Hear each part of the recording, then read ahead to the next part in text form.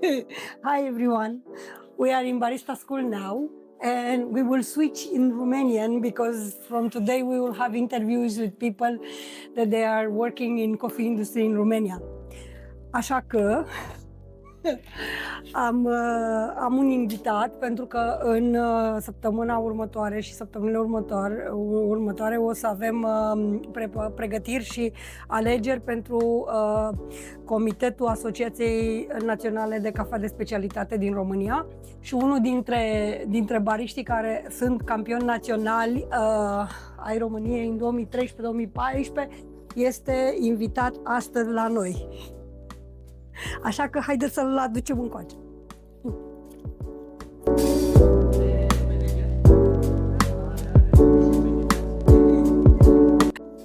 Ok. Îmi doream să fac niște interviuri și m-am căcăit foarte mult cu cine o să încep, pentru că mi-era teamă că oricine ar fi primul, după care o să fie o problemă pentru ceilalți legată de orgoliu. Dar pentru că întotdeauna planetele se aliniază într-un fel pe care noi nu le putem controla, primul interviu din seria interviurilor care se vor lua în România și în afară este cu Laurențiu.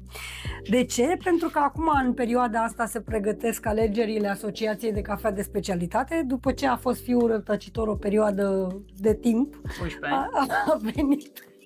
A venit și anul ăsta am avut un extraordinar de mare suport la competițiile de barista care le-am organizat în Fratelli, la Bucharest Coffee Festival și ne-am gândit noi cum să ne revitalizăm asociația și cum să începem să facem lucrurile mult mai profesionist pentru că am nevoie de ajutor. El s-a oferit să mă ajute, așa că o să începem de ce Educational Coordinator și care, de fapt, cum ai ales Hai să începem poziția asta? Hai să începem cu începutul, că, cum a spus și Silvia, pilda fiului risipitor și rătăcitor. Am o pauză de 11 ani de lucru cu asociația, dar nu am o pauză de 11 ani de lucru cu cafeaua. Așa, ca poveste pe scurt, am început ca oricine în 2006, am început cu o companie mai mare de cafea. Am învățat 2 ani de zile să fac, să prepar, făceam la cele mai înalte standarde, dar cafeaua nu era neapărat de specialitate, deși avea denumire, nu era. Am lucrat 2 ani de zile acolo, ulterior m-am dus în Dorobanți la o prăjitorie de cafea care a fost și ea săraca înaintea vremurilor. Am prăjit acolo 2 ani cafea, lumea m-a întrebat de ce e cafea o acră, eu prăjeam instinctual, știam să dau drumul la butelie, știam să folosesc potențiometru, înțelegeam când trebuie să o scot după ce pocnește, dar nu puteam să dau explicații, aveam cafele de specialitate, ferme, etc., dar creierul meu de copil de 22-23 de ani era bucuros că prăjește cafea și e ceva la modă. Adică eram deosebit față de prietenii mei care erau doar barmani.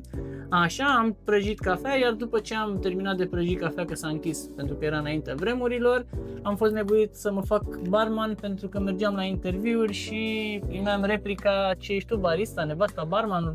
Cum adică ești barista? De unde până când? Am devenit... Am fost și barman preparator 1 an de zile, tot în zona Floreasca Dorobanți. Mi-a plăcut viața, zona bună. Ce-i drept, cu cât este zona mai exclusivistă, cu atât și skill-urile tale sunt mai ridicate, pentru că trebuie să faci performanță, trebuie să faci performanță, pretenții mai mari, bani mai mulți. Așa, iar după 1 an de zile de bartending mi-am dat seama că mie îmi place să dorm, noaptea e pentru dormit.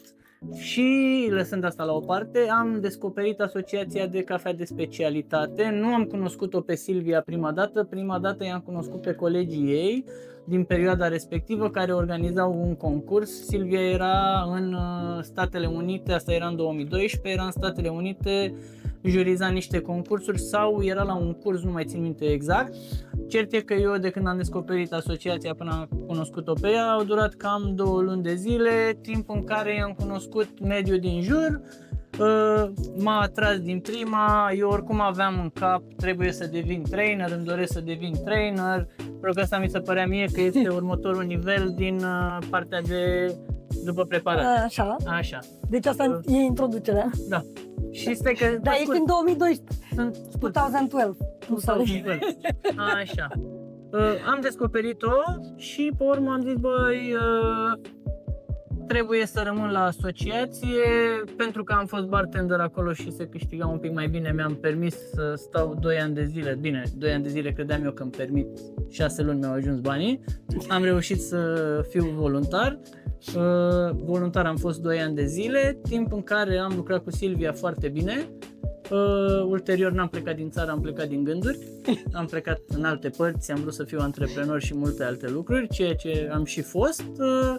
Tot parcursul pe care l-am avut cu bune, cu rele, a fost extraordinar. Vreau să-i mulțumesc foarte mult pentru că fără sprijinul ei în niciun caz nu aveam cum să ajung în punctul în care sunt acum și să trec prin toate etapele pe care le-am trecut, pentru că asociația este practic centrul unde toată lumea vine și învață gratuit până la a plăti. Există o posibilitate de a învăța gratuit mult mai mare decât vă imaginați, pentru că în jurul asociației sunt strânși foarte mulți campioni, doar dacă intri în vorbă cu ei și vorba aceea primești puțină lumină. Deci oricând poți învăța aici fără să plătești un curs. Dacă vrei să te dezvolți mai mult, ajungi și în direcția în care te școlarizezi și mergi în diferite programe.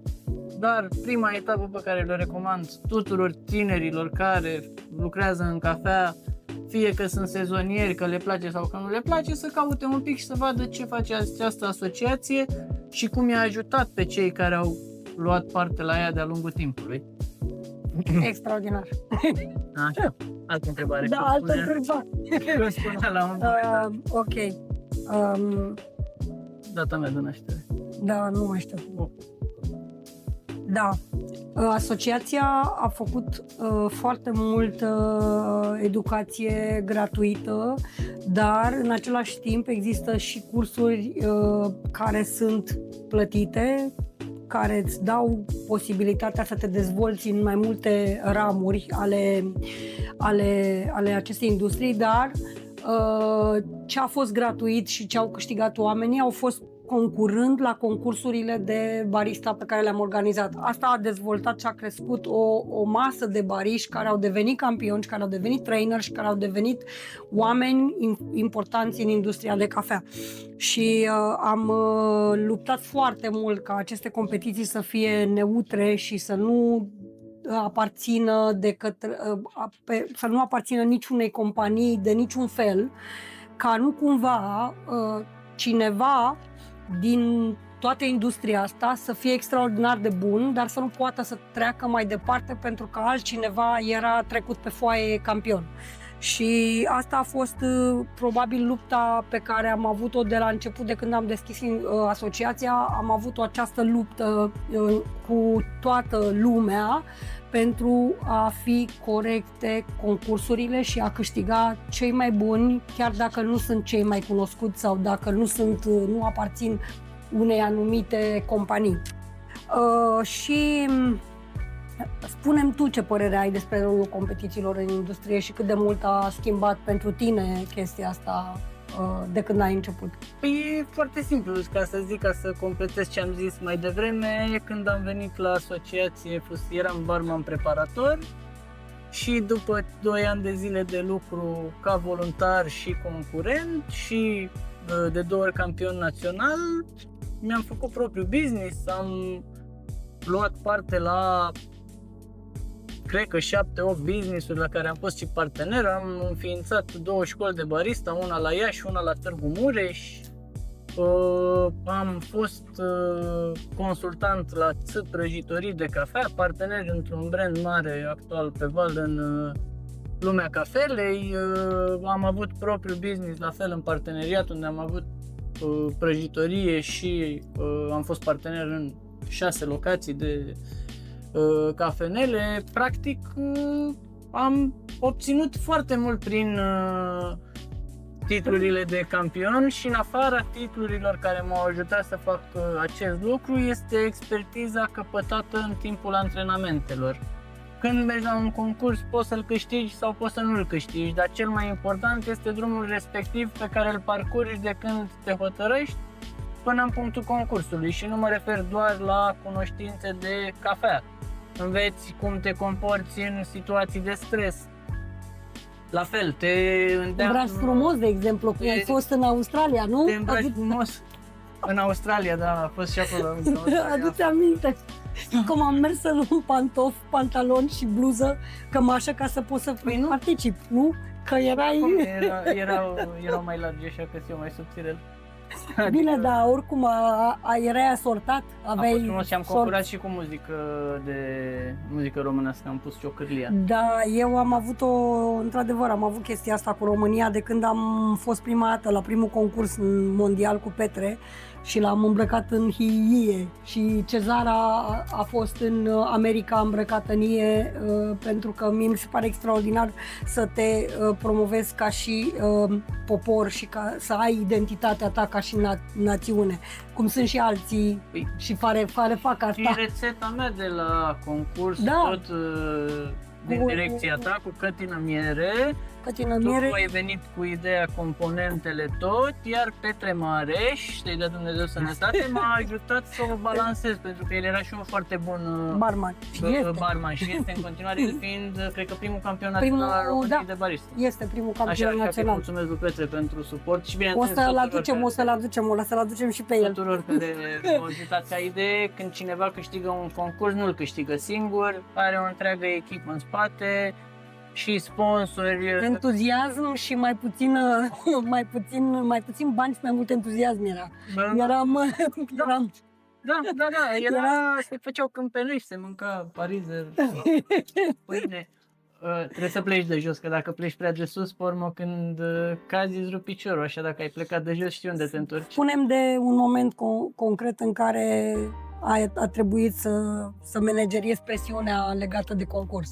În afară de faptul că ți-a fost frică să zbori și n-ai știut. Că mi-a fost frică să zbor, tot atunci când am fost în Australia am avut vărsat de vânt. Dacă Bine, mai ții nu minte, numai asta, dar gândește-te că tu atunci ai zburat prima oară, nu? 17 ore, 22, nu, 22 de ore. da, cu beculețul după aripă. Da, da. Că sunt fulgere. Așa, pe lângă asta, tip de presiune. Pe lângă că am plecat amândoi cu $20 la noi în Australia și în prima sau a doua zi mai țin minte că l-am întâlnit pe tipul ăla care filma și punea pe tetiere în avion rețetele personale și am câștigat 1000 de euro pe care mi-a dat ulterior. Am câștigat ceva, dar nu mai exact, era un tip care filma rețetele personale, că de-aia întotdeauna când îți dorești, de ieșit iese, n-are cum să nu iasă, de întâmplat se întâmplă. Asta a fost o provocare, pentru că, țin minte și acum, eram fumător. De iarbă. De el, tot de la montaj. Serios. Știi să taiem. Da, o să-i zic. Așa.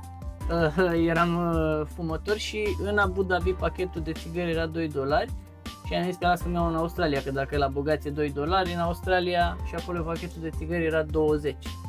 În fine, ceva rău, am plecat fără bani, ne-am întors cu vărsa de vânt și ne-am întors oricum cu niște bani care mai mult i-au luat ăștia taxele pe ei decât am reușit, dar în fine. La presiunea de concurs? Prima dată cred că a fost cel mai greu. Prima dată a fost presiunea pentru că doream să câștig. La mondiale presiunea a fost mai mică pentru că oricum știam că, adică în capul meu, nu că nu eram pregătit sau doar că resursele noastre pe ce încerca să fie Silvia era să reușească să ne plătească drumul, cazarea și mâncarea, iar italienii aveau cu 2 săptămâni închiriat înainte o sală unde se antrenau deja să se obișnuiască și cu fusul orar. Adică eram cumva împăcat cu ideea că nu o să fac mare treabă în perioada aia, dar la naționale am avut și la primul concurs presiune pentru că mi-am dorit să câștig, iar la a doua participare era presiune că trebuie să câștig, am câștigat prima dată, adică era partea de a menține titlul. Dar întotdeauna presiunea a fost cu mine, nu cu ceilalți, pentru că de ceilalți m-am descurcat, am pus eu presiune pe ei.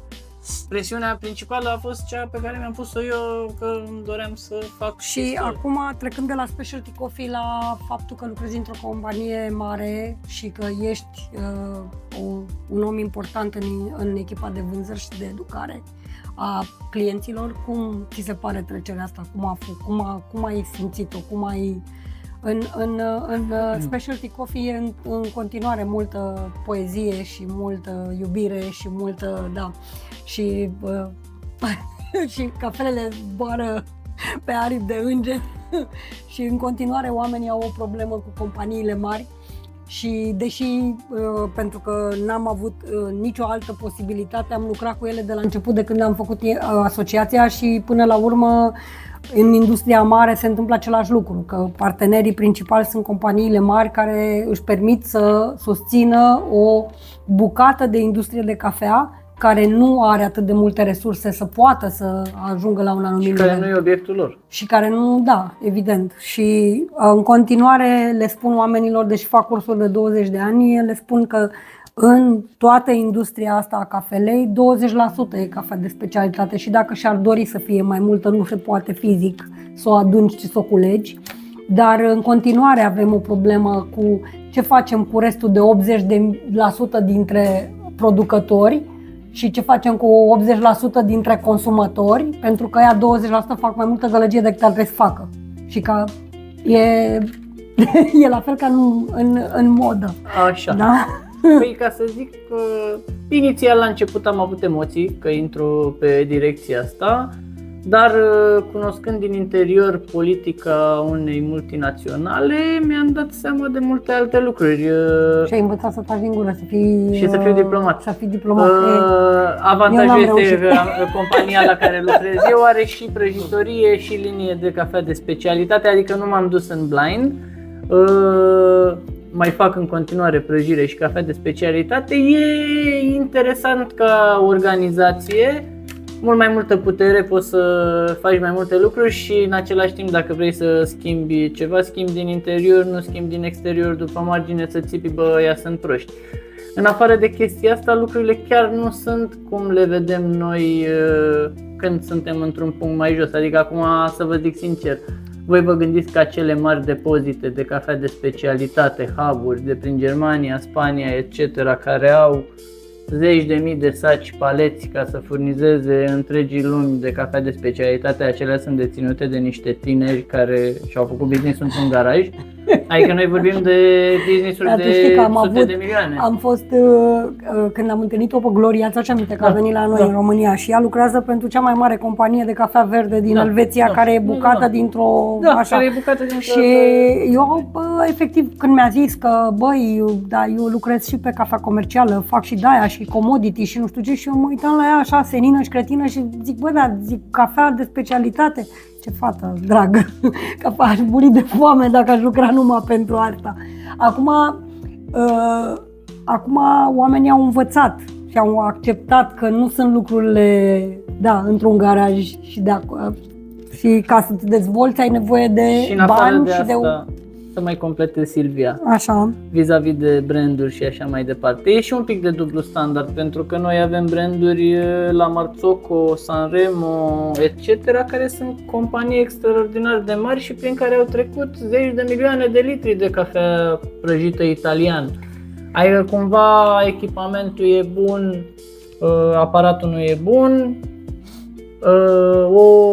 De exemplu, pe mine în 2013, când am câștigat prima dată, am fost sponsorizat tot de o companie mare. Da, mi-aduc aminte. Adică era foarte complicat. N-aveai cum, nu-mi dădea, adică cine îmi dădea mie suport și așa mai departe. Adică a fost odată ce am primit suportul din partea ta și a școlii și a asociației, dar ca să pot să fiu un pic mai relaxat, tot a trebuit să primesc suport din partea unei companii mari. Acum noi nu le facem elogiu companiilor mari, să ne înțelegem, nu e vorba despre chestia asta, ci realitatea, indiferent că vrem sau că nu vrem, înainte să bem cafea acră, am băut cafea amară, toți care sunt generația noastră, ăștia mici care s-au născut acum, intră cu alte fițe și povești, dar noi toți din generația care am lucrat cu tine la început, toți erau barmani, ospătari, cu tot felul de fonfeuri, cu unii făceau flair, alții mixologie, barista era așa o chestie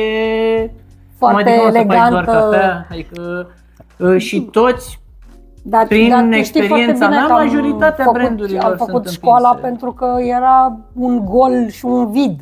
Adică când am făcut școala de barista, am făcut-o în primul rând pentru că vroiam să reintegrez social și să fac niște lucruri care... Început tu proiectul ăla cu 6 școli da, în țară? șapte școli din țară prin fonduri europene pe care le-am câștigat și le-am reziliat, că nu am câștigat câți bani trebuie și pentru că România pitorească. Era înaintea vremurilor. Eram mult înaintea vremurilor și da, și acum e foarte ușor să spui niște lucruri că ce știu eu să fac și ce pot eu să fac când nu ai făcut deloc pentru comunitate nimic, dar vorbești despre comunitate ca și cum ai inventat comunitatea și pe mine încă nu reușesc să manageriez emoțional treaba asta, deci îmi vine să bat câțiva, să înșir să-i bat, asta e singurul lucru pe care mi l-aș dori. Sunt niște vorbe care zic că omul când devine rege mai întâi omoară pe musa și pe tasul să nu ia nimeni locul. Așa că este natural, e normal ce se întâmplă ca oamenii să se răzvrătească și să-și vadă fiecare interesul lui, că suntem egoiști în esență. Dacă te uiți un pic așa și vezi evoluția, o să înțelegi că de fapt conceptul de specialty a plecat și el. Nu cred că un Nea Ion dintr-un sat a zis, băi, eu acum îmi fac un marketing extraordinar, îmi punctez cafelele, le fac și un design și le și vând ca și cafea de specialitate. E clar că know-how-ul ăla a venit tot dintr-o direcție corporate.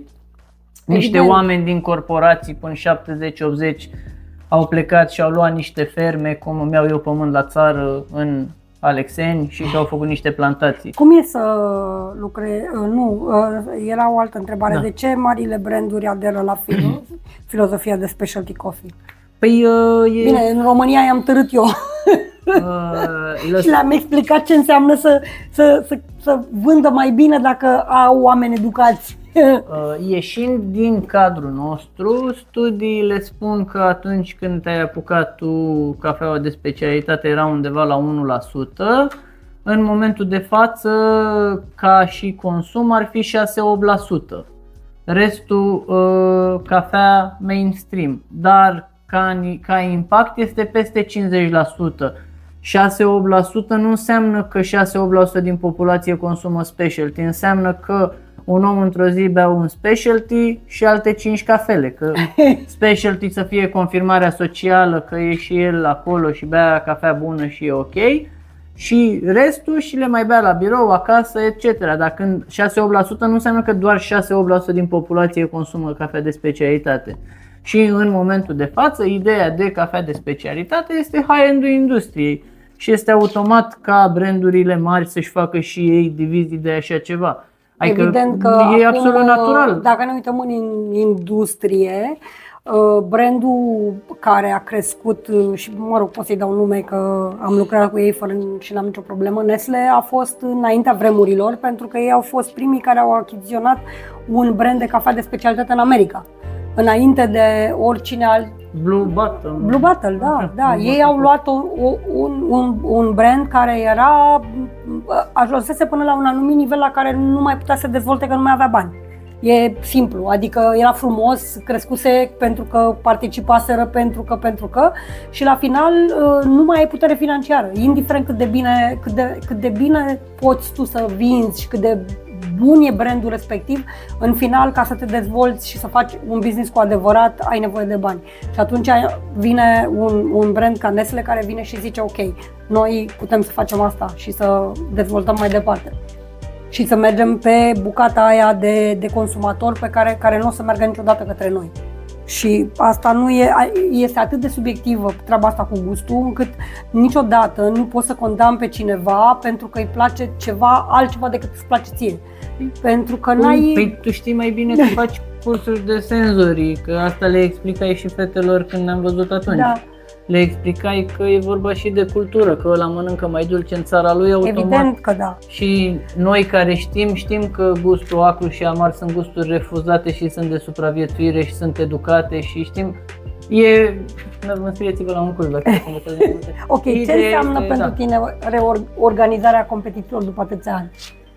Ai fost, am tinerit. din punctul meu de vedere, a fost o surpriză plăcută și nu m-am așteptat. A fost o chestie de aia de îndoială de... Da, mi imaginez, da, mi-am asumat-o, ai văzut că ți-am zis da, la început. pentru că mă așteptam, adică nu știam dacă o să rămâi, dacă o să pleci, dacă o să vii, dacă o să te întorci, dacă ești responsabil, dacă nu ești responsabil.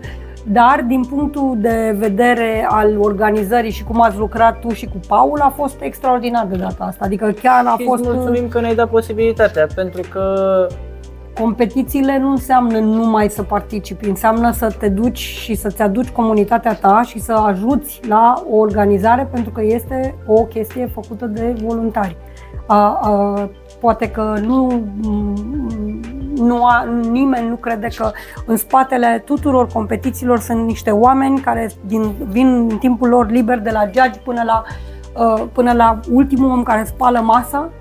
Și am fost surprinsă că anul ăsta, de exemplu, am avut mai mulți voluntari decât am avut alte dăți, ceea ce mi se pare extraordinar. Oameni care nu sunt în industria de cafea, ci care vin pur și simplu pentru că iubesc comunitatea și care au înțeles că nu poți să faci fără o echipă de oameni care să facă asta cu plăcere 3 zile, 4 zile, 5 zile cât trebuie organizat.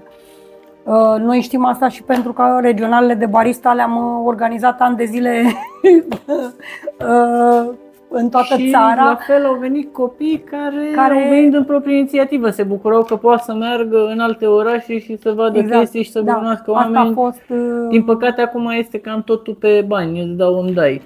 Dar cine poate să treacă de chestia asta? În trecut ucenicia era 3, 5, 7 ani, nu 2-3 zile și te apucai de o meserie. Asta este o altă formă de ucenicie care, dacă în trecut nu aveai posibilitatea, acum ai posibilitatea să o faci voluntar. Înainte te și băteau ca să fii ucenic. Adică nu aveai posibilitatea să faci voluntariat și să înveți niște lucruri făcând chestii pe munca, banii și responsabilitatea altora. Adică tu imaginează că pe lângă că ajuți acolo ca voluntar, înveți.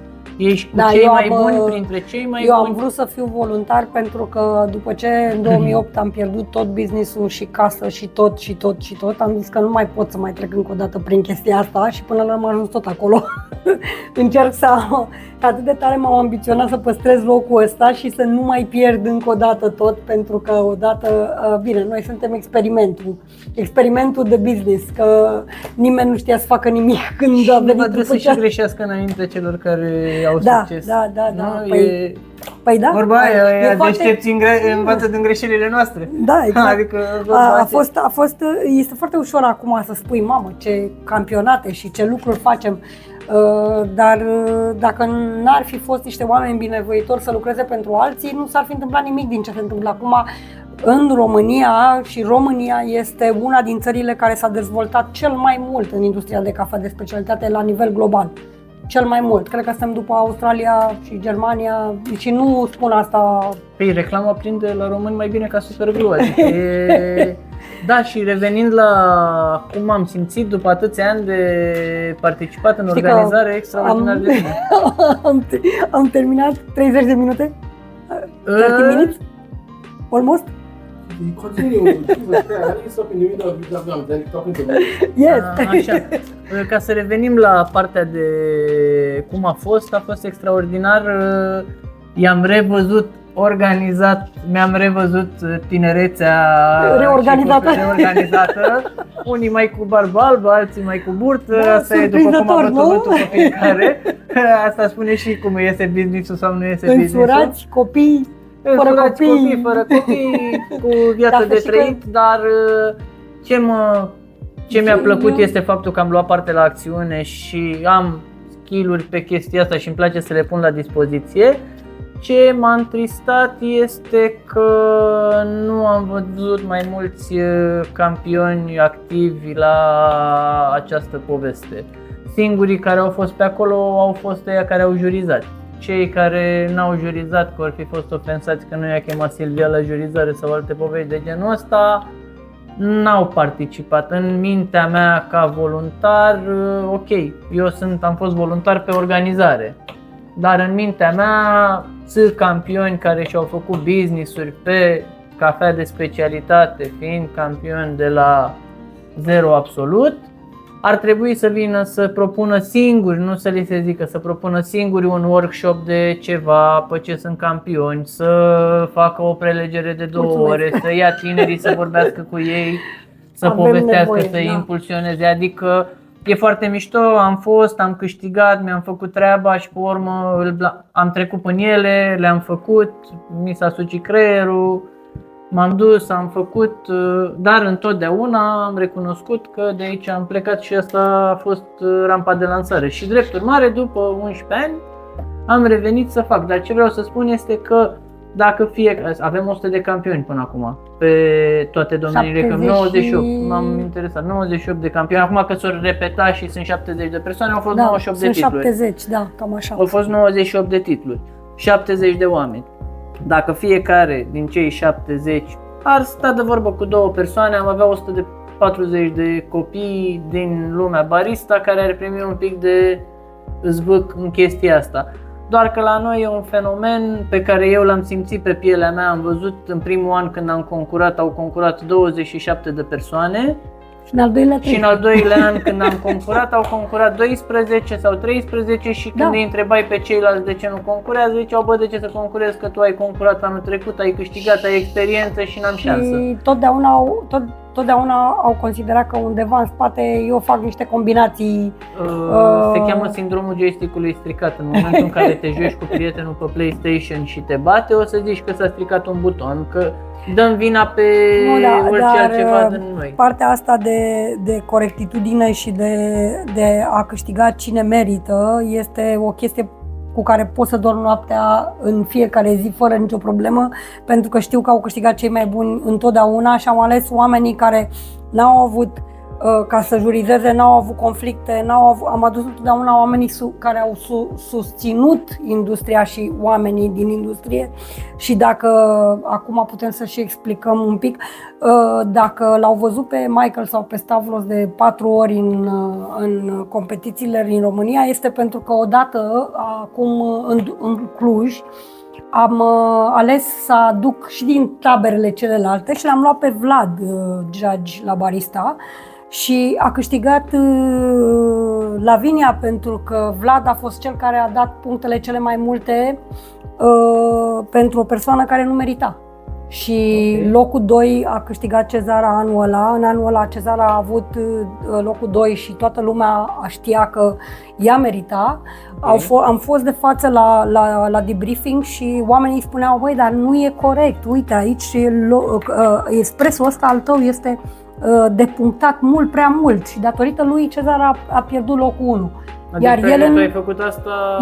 Iar în vremea aia Vlad era asociat cu celălalt domn. Ok. Da? Deci a fost și am încercat, adică dacă cineva întreabă că băi, dar de ce nu am adus decât anumiți oameni din industrie la jurizare, i-am adus pe oamenii în care am considerat că sunt corecți și care am considerat și am jurizat cu ei și am văzut cum susțin bariștii care sunt plini de emoții, care greșesc și le e teamă și le e frică și au nevoie de încurajări. N-au nevoie să-i critique cineva că nu știu să facă cafea. Au nevoie să le spună, poți și mai mult de atât și uite, ai putea să faci asta. De-aia am adus oamenii și de-aia am adus oamenii și am adus întotdeauna oamenii în care am considerat eu ca persoană că aș putea să fiu jurizată de ei și eu am avut încredere în deciziile lor.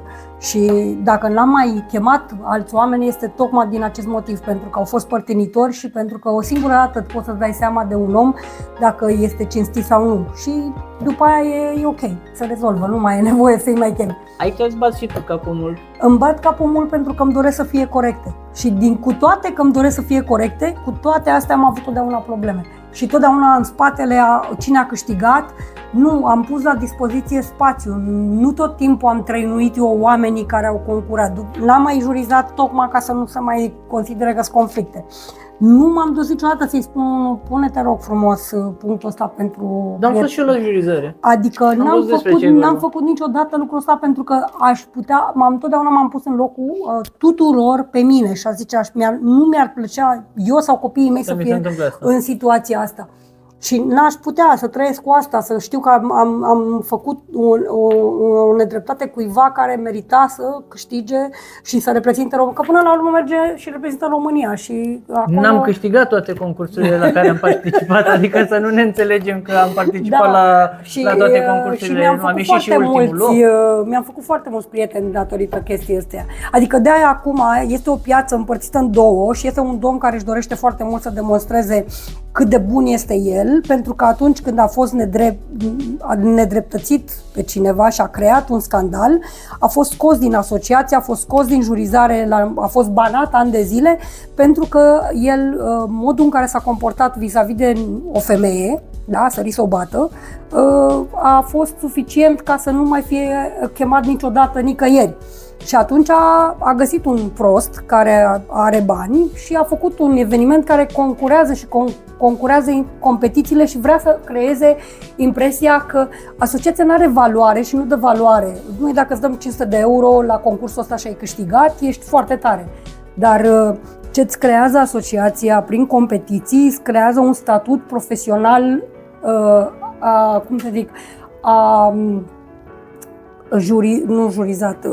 un statut profesional evaluat. Băi, eu înțeleg că tu ești implicat. Eu sunt implicată emoțional în continuare. Din 2009 de chestia asta. Din 2009-2008, nu mai țin minte exact. 2008, de când te-ai apucat cu așa. Până acum sunt 18 ani în care ai fost votată, nu ai... ai fost votată, n-a fost pe persoană fizică. Da, nu, adică am fost votată. E normal ca tu după 18 ani să te asociezi cu ideea asta propriu-zis și să te deranjezi de toate astea, doar că ce vreau să zic este că, indiferent de concursurile adiacente, campionii sunt ăia de aici. De acord. Toți care și-au făcut chestii și-au făcut, indiferent că concurează cu ceea ce se întâmplă aici, indiferent că nu, toată lumea vânează asta. Da, și vrea să fie campion aici. Sau nu mai vrea pentru că e foarte complicat și trebuie să muncești mult. Toată lumea vrea, doar că unii și-au făcut treaba și nu mai impulsionează tineri, pentru că și aici este o chestie, adică noi ar trebui, așa cred, să ne mobilizăm un pic fiecare campion să-și aducă măcar un om la concurs, nu zic mai mult, sunt 70, vă dați seama ce ar fi cu 70 de concurenți, fiecare, unul singur, un campioni care toți și-au făcut business-uri. Nu mai am timp să ajung să bat la ușa fiecarei cafenele să le zic veniți și aduceți-vă oamenii la concurs pentru că o să învețe și mai faci asta. E și sindromul ăsta că dacă îl trainuiesc sau dacă îi plătesc cursuri sau dacă îl duc la campionat, după care pleacă. Pleacă pentru că nu ai grijă de el și trebuie să plece, cum se crește altfel, adică sunt niște copii care, dacă nu le iei aminte razna puțin și nu văd, păi dar n-ai cum. Trebuie să se... Toți am plecat indiferent de domeniu la un moment dat de undeva. Adică evident. Cineva ne-a învățat ceva, am plecat. E absolut normal să se întâmple. Cum plecăm este problema. Da, aia e problema, cum plecăm și cum și nu ar trebui să ne mai fie frică de chestia asta, că pleacă. E ok, dar fii mândru că omul ăla a plecat din mâna ta. Adică eu din mâna mea au plecat mai mulți campioni, mult mai mulți decât e piramidală treaba. decât mi-am făcut eu reclamă, știi? Acum începem să facem reclamă. Cum mi-a zis Cornel de la Simeria. Eu zic că am avut nu știu cât, 1000 și ceva de cursanți până acum și el zice nu, n-ai avut 1000 și ceva de cursanți, i-ai avut și pe ea pe care i-am pregătit eu din ce am învățat de la tine. Da. Ceea ce înseamnă că dacă tu ai făcut X, eu am mai adăugat niște... plus valoare. A fost, de exemplu, am avut chestia asta, am văzut-o și în afară, nu numai la noi. Oamenilor le e frică că dacă cineva este trainer mai departe, o să-și piardă valoarea ca și trainer. Eu am traineri în industria de cafea la nivel global, care sunt acum traineri și în general ajutam sau îi trăinuiam pe cei pe care nu-i vroia nimeni pentru că erau ori din Columbia, ori din Africa, ori din Asia și erau cumva mai puțin acceptați de societate, că văd, Doamne, ar putea. Și eu ziceam, nu, cum să nu poată, dar ba, poate și tocmai asta e, care este smart, e muncitor, de ce nu? De ce să n-aibă o șansă și celălalt? Și e colegul meu acum. Și da, în Dubai nu mai fac atât de multe cursuri, pentru că doi dintre studenții mei sunt traineri acolo și sunt acolo. Nu trebuie să merg eu cu avionul să mă duc să fac training-uri dacă ei sunt acolo. Dacă au nevoie de mine, da, mă duc, evident, dar da, sunt foarte mândră de chestia asta și trebuie să acceptăm că oamenii pe care adică eu sunt mândră că oamenii pe care eu i-am pregătit sunt extraordinar de buni și au devenit traineri și au devenit campioni și înseamnă că ce fac bine. Păi te întâlnești cu omul și zice, îți mulțumesc că mi-ai schimbat viața, te întâlnești și zice chestia asta. Că acum știi cum e, pe amândoi, mai mult pe tine, dar și pe mine, pe amândoi ne cam cunoaște toată industria de cafea, că ne plac sau că nu ne plac, asta este altă poveste. Nu trebuie să-ți placă neapărat personajul, adică dacă sunteți acum și vă uitați la noi, nu trebuie să vă placă de mine sau de Silvia, trebuie să înțelegeți mesajul pe care îl dăm, că vă place vouă sau că nu vă place, ne cunoașteți și știți ce am făcut, adică nu făcea nimeni ceea ce a făcut Silvia și ceea ce am făcut și eu, că păi și eu consider că am făcut mai încercase cineva să facă treaba asta cu competițiile, dar până la urmă a văzut că nu e business și într-adevăr eu mi-am sacrificat firmele, viața personală, copiii mei au crescut pe lângă regionalele de barista, eram gravidă când la primul concurs național de barista în 2010, eram gravidă cu Andrei, da. Și celălalt avea 4 ani. Și așa au crescut, copiii mei au crescut între cele 2 regionale, 7 regionale, 5 ani. Și acum când plec undeva, cel mic mă întreabă mai des, mama, iar pleci? Dar nu mai plec atât de des, atât de des pentru că am sacrificat foarte mult timp cu alții. Țin minte. Ne stând cu copiii și asta, da. Și toată chestia asta am făcut-o nu neapărat pentru mine, că nu sunt unul dintre cei care au business-uri de milioane, așa cum nu știu cineva, dar poate ar trebui să am și să le dau, mă rog, unul din interviurile nenumărate care vor fi de acum încolo, să le explic că nu trebuie să fii supărat pe viață că n-ai bani, ci trebuie să te bucuri de ceea ce ai și... Că la nivel de experiență și dacă vrei să cumperi cu bani ce experiență ai, niciodată nu o să poți să o cumperi, știi că ai bani și vrei să ajungi și tu undeva și nu ai cum. Se poartă la noi în România. Eu asta vreau să zic, adică... Sunt câțiva influenceri, că acum se poartă chestia asta. Imaginează-ți că am apărut pe pagina de Instagram a unei copile care vorba aceea, de-abia știe să meargă în picioare. Și adică, da, acum ce o să le facă? Ăsta e filmul la ei? Eu sunt în generația aia în care părinții au zis că nu suntem destul de deștepți și că trebuie să citim mult și acum nu mai contează cât știi. Nu mai contează cât înveți, nu mai contează câtă școală ai. Da, trebuie să dai impresia, să faci... Lăsând la o parte glume, Caterin, și poate să facă oricine. Esența discuției noastre este foarte simplă. Fiecare campion să pună și el mâna la bătaie să aducă un om, că de-aia a devenit campion. Dacă vrem să criticăm, mai întâi să punem mâna să ajutăm. Dacă ne este refuzat ajutorul și vedem că nu se poate, atunci putem să și criticăm. Și voluntariat, nu doar în concursuri, voluntariat și chiar vă recomand să pregătiți oameni pro bono și inclusiv să-i marketați, să-i puneți. Așa crește. Eu înțeleg pe partea elaltă și celălalt aspect, că sunteți campioni și parcă n-ați vrea să mai aveți alți campioni în business lângă voi. Înțeleg și chestia asta că am fost acolo. Am înțeles, adică după primul campionat național mi-a luat o minte razna, n-aveai cum, nu puteai să-ți iei 2 palme de mine, eu eram și restaurant. Asta este, m-am simțit, dar chiar simțeam fizic chestia asta. Zburai un pic deasupra. Da, în orice domeniu mă simțeam, făceam chestia asta. Dar ce vreau să vă zic este că asta putem să facem. Lăsăm orgoliile, ne cunoaștem între noi, ne știm de când suntem copii. Da. Hai să ne punem că asociația nu o să dispară, concursurile vor fi în continuare făcute și organizate. Aduceți concurenți, eu îmi asum alături de Silvia, mi-asum să o ajut și să vin să organizăm. Ați văzut concursul de anul ăsta, am primit felicitări de la toată lumea care a participat, indiferent de tabăra din care a făcut parte și pur și simplu, pentru că ați văzut ceea ce am făcut și ce putem să facem împreună, vă invit și pe voi să luați parte la joc. De ce să fiți în afara jocului și să criticați când puteți să faceți parte din joc și să ne bucurăm împreună, că despre asta e ideea. Da, mai ales că avem o comunitate pe care o împărțim toți. Da, Că de fapt e vorba aia, aceeași. suntem miliarde de suflete sub soare și noi ne certăm. Nu, dar în România e aceeași comunitate despre care vorbește toată lumea. Când am început nu era nicio comunitate, nu era nimeni. Se uitau la mine și se uitau prin mine pentru că nu înțelegeau ce spun.